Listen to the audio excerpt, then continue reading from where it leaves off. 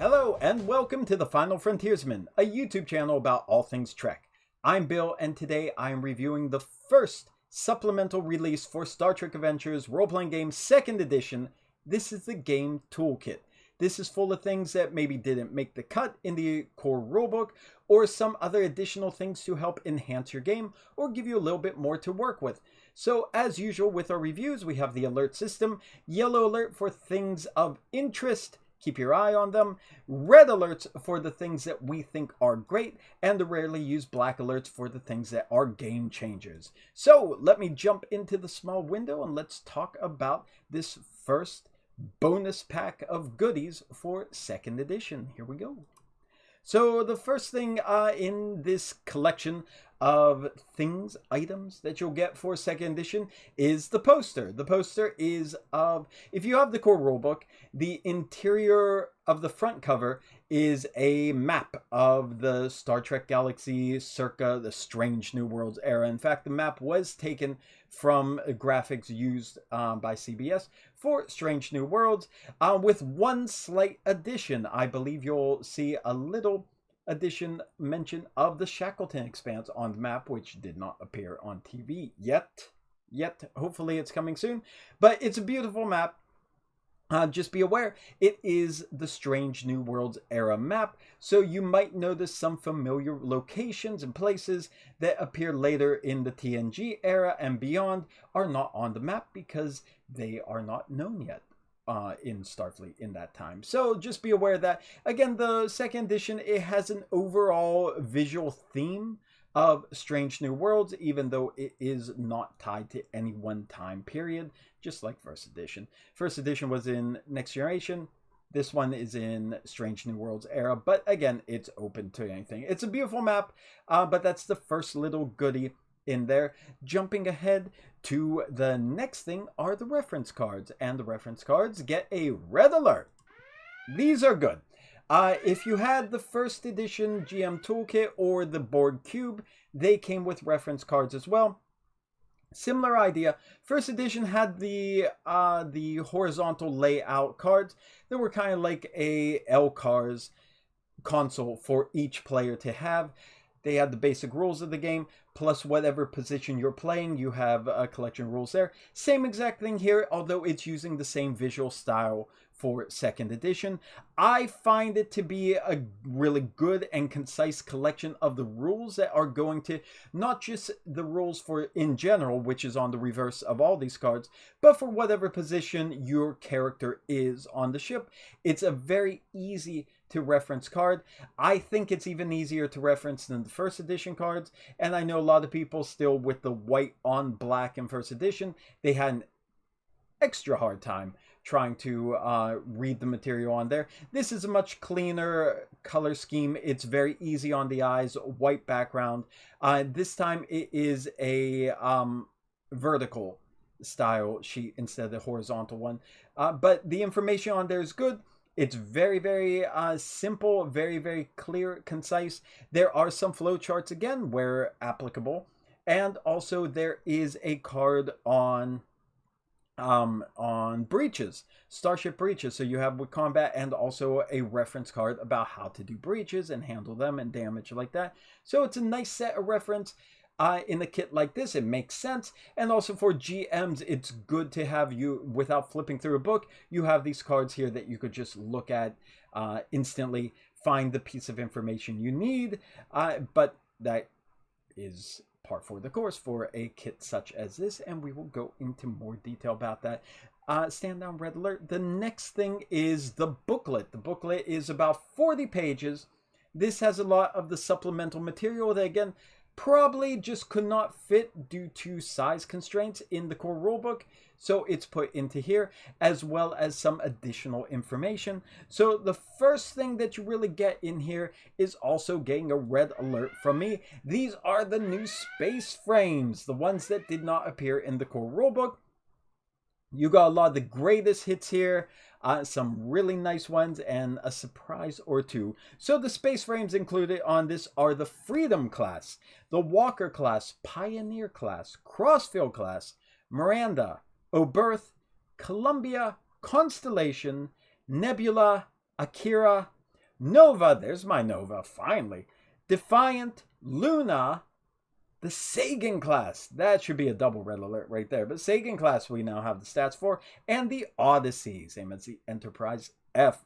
There's also the Aquarius class escort, as well as one space frame for the Klingons, the Vorcha class cruiser, and one space frame for the Romulans, the Mogai class. So if you're getting a little bored of your Romulan warbirds, you now have another ship that you can use. Really cool to have all that, but in addition to that, you have new special rules for the starships, including the ones that appear here that are not in the core rulebook, including rules for nacelles and also mission pods, as well as a list of possible mission pods that could be attached to a ship and what bonuses they give. It also includes new mission profiles. The mission profiles are Civilian Merchant Marine, Colony Support, Logistical Quartermaster, Reserve Fleet, and Technical Testbed. So it expands the type of ships you can create with the basic rules. And also, in addition with that, are additional starship talents that were not in the core rulebook. Again, upgraded to the second edition rule set that does not use challenge dice. So take a look at it. Great resources for someone like me who loves starships, who loves having access to a lot of space frames. Love this part of the book. So happy. That's really 90% of the reason why I wanted this kit. The last 10% is for basically everything else. But the 90%, I want my starships. So stand down, red alert. The booklet, it continues. It doesn't just end there with the ships. Chapter 2, it goes into Gamemaster resources. So this is all the advice for the Game Masters, of course. So it breaks down for new and old experienced Game Masters too. I do recommend reading it. Advice on how to build, structure, and pace your episodes, and also the different kind of tropes and story elements and story components that make their way into Star Trek, or just designing an adventure. So if you're having trouble getting the right flow for your game, there's a lot of advice in here for you, just like the advice that appears in core rulebook. And if you had the Game Master's Guide from first edition too, it's along that level that it's helping you. It's giving you advice from many different sources and many years of experience of people on game mastering, not just this, but other games. It gives a lot of information to help you structure and build your stories. There's a really good section in there about when you're making your tasks, when you're making your challenges, when you're making your, basically just your story, your plot, incorporating risks, costs, and consequences. So why is this happening in the story? What is the risk to this happening? What is the cost to try to stop it? What are the consequences if you do not succeed? So a lot of time it's easy to think of a story, but you don't really think of the follow through or the fallout if things don't go right, or the players go in a completely different direction, or why would they even be engaging in it? So this gives a lot of good advice for game masters, storytellers to think and have in mind what would be the problem, what would be the risk of doing this. And there's also a lot of examples provided in here for what the consequences may be if they do not succeed, or if the plot goes off without being interfered with, and so on. So really good for just a storytelling perspective. Somebody like me, I'm a storyteller. I love telling stories. I don't think I need a lot of help in that regards, but seeing information like this laid out concisely, step by step, point by point, it gives a new clarity, even for me, that opens my eyes to things that I don't normally think about, because again, I have my own style of doing things, so I'm usually off with my blinders on this direction. So reading something like this helps widen my field of vision, which is why I always recommend these kind of things, no matter what your experience level is as a GM. It's great to read. It's great to remind yourself of, even if you know it, it's good to refresh your memory about it. Other things in this chapter is ways other ways of using extended tasks. Things, again, if you're familiar with extended tasks from first edition and how they were used there, maybe they were not expressed completely in the second edition core rulebook, but this is just a reminder of there are more creative ways of using extended tasks than the clearly obvious as it's written in the book. There's different ways of using it. There's also a good section about how to use opposition, and I really like the example they had in there when they're talking about using opposition challenges, but using opposition as a continuation of perhaps a failed extended task or an extended task where the time intervals have run out, but you're still allowing it to continue, but now it's an opposition task. Really, really nice idea. And again, it goes with what I just said before. Good to remind yourself, good to refresh your memory on creative ways of using the different aspects of the rules, mixing them together, and just creating something a little more dynamic and exciting for the players. So like that very much. There's a section about other uses of threat, or more uses of threat, or how you could use threat to set the pace, to read the room, to see how your players respond, and advice for a lot of GMs, because again, in first edition, a lot of GMs really did struggle with threat, not knowing how to use it, or they use it too much, they use it too little. Their players were scared of it, their players weren't scared of it. This goes into a lot of those examples and those situations with advice on how you can use threat no matter how it's perceived at your table, and find new ways of using it to, again, bring out another level of your game, to make it a little more exciting for everyone, and to show your players it's not a means of punishing them, it's a means of making things more exciting. Aside from that, there's also rules on environmental hazards, and one I found really interesting. I'll give it a yellow alert, even though I'm not going to go into detail. You should read about impossible battles. So yellow alert for impossible battles and what that means. And again, that's something that I think a lot of GMs overlook or maybe don't think about, but it's something good to keep in mind. So all in all, it's really good GMing advice.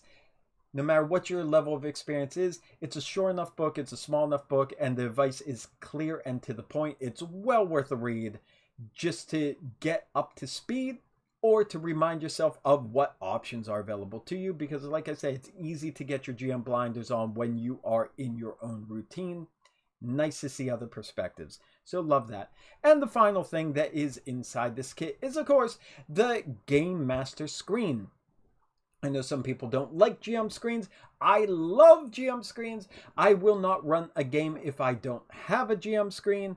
But no matter how you use it, if you set it up on the table, let everyone look at the beautiful artwork on it, and look at the artwork on this thing. It's gorgeous. Again, Strange New Worlds theme.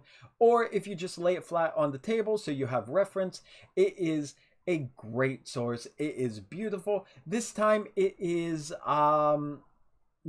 it's set as the size is what I'm trying to say. Words are important. The size is set more like a regular sheet of paper, because the original GM screen was a bit wide. It was pretty large, because I believe it was designed at first to fit the board cube. So it had a kind of large footprint on the table.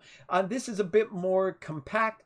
Again, I only have the images to go by right now, and the images of the PDF that came along with that. Physical copy not here yet, but the size is basically letter size or paper size. I don't know if it's A4 or letter size, but it is that same tall vertical style for that. So really great 4-panel GM screen. Love the GM screens. Always happy to get one. Like I said, I will not run the game without it. It's part of the uniform for me. I love uniforms. So that is the game toolkit for Star Trek Adventures 2nd edition. It's the first release after the core rulebook. What an outstanding way to start. We get a ton of fan favorite ships in here that could not fit into the main core rulebook, and we get a lot of good advice for GMs, beautiful images, great resources, great reference cards, Love this thing. Can't wait for the physical copy to come in, but I already got the PDF, so I can get to work right away and using it and helping my players get on as we transition into 2nd edition. So, did you get the 2nd edition game toolkit? Are you interested in getting it? Are you going to get the physical one? How do you feel about GM screens? I love them. Do you love them too? Let me know. Let's talk about it. But here we are. We're getting into 2nd edition. It is starting. The PDFs go on sale by themselves in like a week from when I'm recording this. So it is happening, people. It is happening. It is coming to your doorstep if you pre-order. So thank you very much. Thank you for watching as usual. Stay safe out there, my friends. I'll see you next time. Live long and prosper. Peace and long life. Take care.